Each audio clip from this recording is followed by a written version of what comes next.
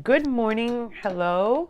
This is Dania Esperanza. Esperanza means hope. And we just had a full moon. The energies were of the Gemini full moon, and the Gemini full moon happens to bring a lot of high emotions. So I wanted to talk about emotional intelligence in this video. I had a client recently that I had a conversation. It was like a life coaching conversation, but she's not a life coaching client. She's young, she's beautiful, she's a nurse, she owns her own home. She's just an amazing person all around. And she's recently gone through a breakup. And she has a child, and we were talking about how if she was ready to kind of date. And she's like, nope, I'm not. I know that at this time in my life, I'm working on myself. I'm working on having a great relationship with my daughter and navigating through co-parenting in a healthy way. So one of the things that she asked me about was how can she control herself when it comes to navigating through these negative emotions with her ex when it comes through the holidays, because they have to share her daughter. And recently she had the best intentions, and she wanted to have a conversation about what days, what she was going to go, where, or whatever. And he snapped and said something to her rudely, and she was like, I just don't know how to, like not punch a person in their face when they're so rude. And she's such a sweetheart. So I was like, you know what? I got the best book for you. Emotional Intelligence 2.0. So I whipped up the phone, I put Emotional Intelligence, the book on, and I started to let her listen to it. So we have, about 7 basic emotions, which is happiness, sadness, anger, fear, surprise, disgust, and like feeling scorned, contempt.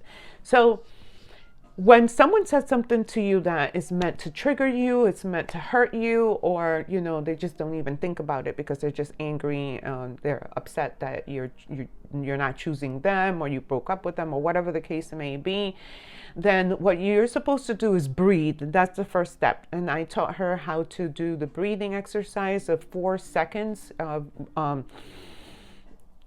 breathing into your belly, and then breathing 4 seconds out. And then when you're breathing out, you imagine the pressing of the air as it's going out. It's also pressing towards your brain. So you bring that oxygen up towards your brain. And as you're breathing, it relaxes you. And once you're relaxed, then you're entering a stage of no longer are you feeling like angry or maybe afraid of what you're going to say. You are just going to be able to know what you're going to be able to say next. And we talked about doing the shadow work journal, which is something I ordered on Amazon.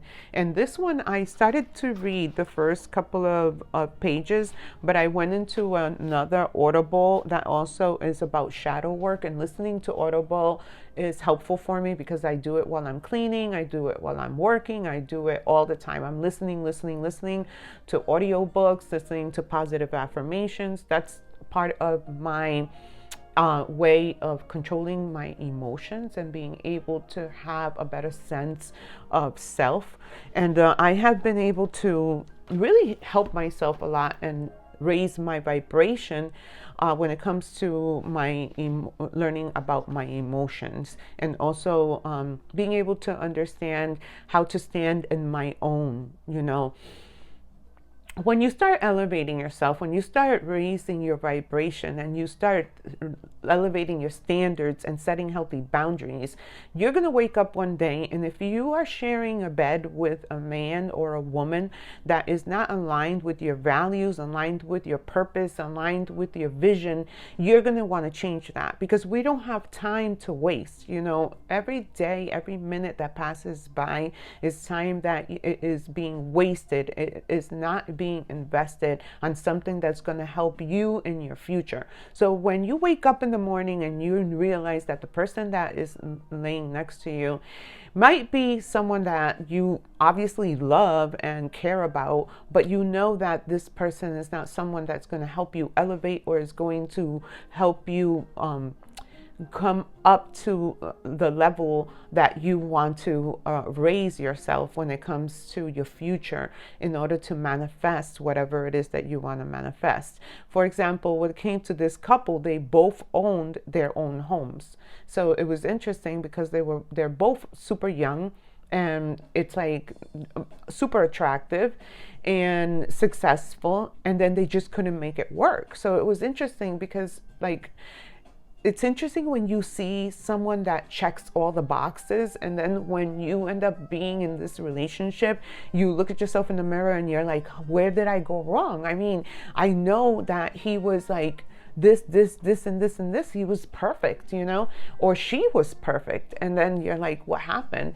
So basically, you attracted somebody when you were still vibrating in a low vibration, in a broken place.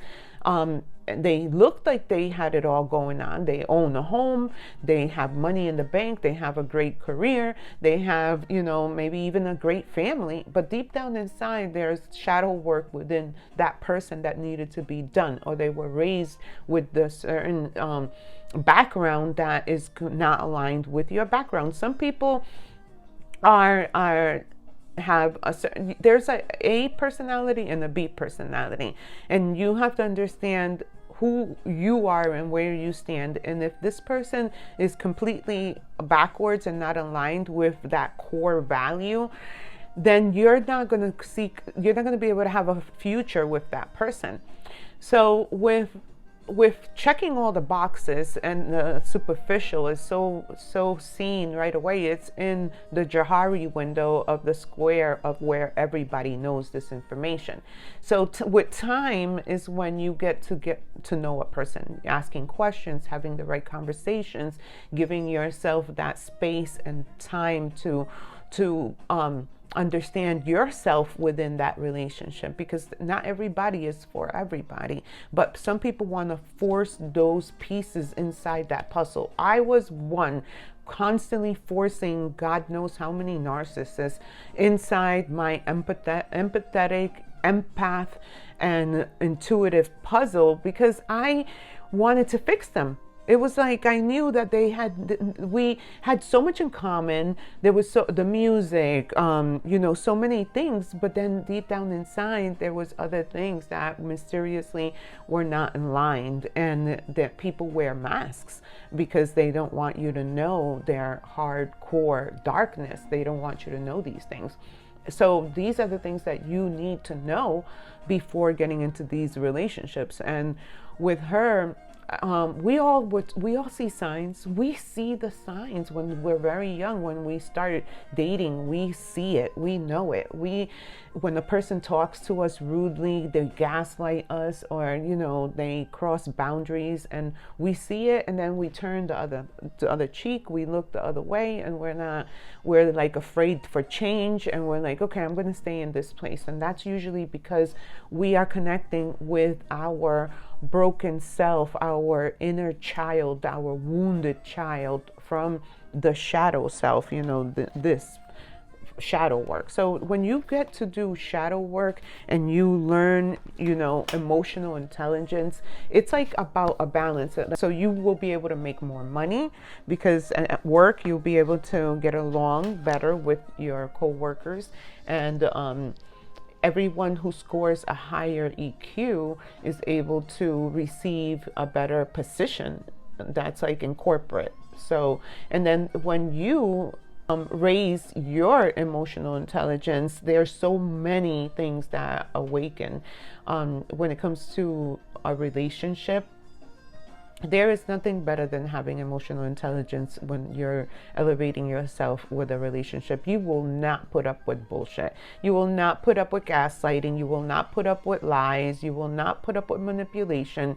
That's not happening when you raise your emotional intelligence. Now I'm in a place in my life that I told my friend the other day. I'm like, when I enter a room and I see that there is people or someone there that's a narcissist, like a hardcore narcissist, someone that you can tell that they have that ego mind, I cannot even be around them. That's how sensitive I can be to that type of energy. I just can't deal with it. So for me, when I have started to elevate myself and started to learn more about emotional intelligence, I started to stay away from people, and people were staying away from me. I mean, literally, most of my friends, like I could say like 90 something percent of my friends are no longer my friends anymore. Friends that I had from high school, friends that I grew up with, I'm like completely like not even like in their vibration. The relationships that I used to have before with men, I look at them and I feel disgust, like literally disgust. It's kind of sad for me to say that because, you know, I have kids with a person that I'm no longer with. And a lot of times I tell friends of mine that whenever I do bump into him and see him, I look at him and I'm like, I don't even know how we had our children, because I don't understand it. I'm like, I don't get it. I don't even understand why I did like the things that I did. And a lot of times I feel super ashamed of. I don't know. Wow, that light is, I'm trying, I don't know, whatever, as long as I get the message out. So when I was talking to this beautiful young lady about how to control her emotions without her having to snap on her ex, I told her to read the book. She said she wasn't ready to date, which is intelligent for you to know whether you're emotionally available or not. I'm not emotionally available. You know, I recently had my father passed away. That was a big blow. I have taken it step by step. I know that at this time in my life, I need to heal that part of me. I'm building two businesses at the same time, so I have to focus on that. I'm trying to build my income. So I have to be aware of what it is that I am able to bring to the table in a relationship. If I want to improve my financial situation, I don't want to bring like any baggage into a relationship. So I want to have a certain level of independence when it comes to my finances, and I don't want to bring any negativity into a relationship, you know, no kind of toxic drama or that type of situation. So I have goals that I'd like to obtain, and needless to say, sometimes it doesn't matter. I'm gonna do the shade. It doesn't matter. Sometimes my friends tell me that I can open my heart and start dating now. And one of my girlfriends recently told me to go back on online dating, and I was like, I don't think so. Then my son was like, Mom, you sacrifice yourself for us. It's time for you to start dating and, you know, do what you need to do and live your life. And I know that I can, but I don't want to, because I want to work on myself more. And this is what she also said to me. She said, I'm not ready to date. I'm ready to work on me. I want to help, my home. I want to do some home improvements, you know, and increase the value of my property. I'm going to take care of me, my body, work out, be healthier, improve my EQ. And I was so proud of her, because I'm like, you know what? These are the things. These are the foundation, the stepping stones for building yourself, so that way you can attract the right person. So she is I give her so much like points, so much, like you say, props, shout out, whatever, to all the women and men who take a stand to say, you know what, I deserve more, I want to work towards more, and it's okay to want more. Like, be able to build that future, that vision that makes you get up and just spring out of bed and want to create your life like you want to create it. Don't live the life of other people, or allow other people to live their lives and run yours, and then you live up to their standards and not yours. And stand within yourself and know that all of the decisions that you make that are to better yourself and improve yourself are going to raise you, and you're going to have to let go of those relationships. If you're in a relationship with someone where you share a bed every night, and you know that that's not the right partner for you, you're gonna need to make those changes now. And having these conversations and not having fear and breaking through those boundaries is very important. I am going to have to cut this video short. I hope I helped. I hope that you like, share, and subscribe.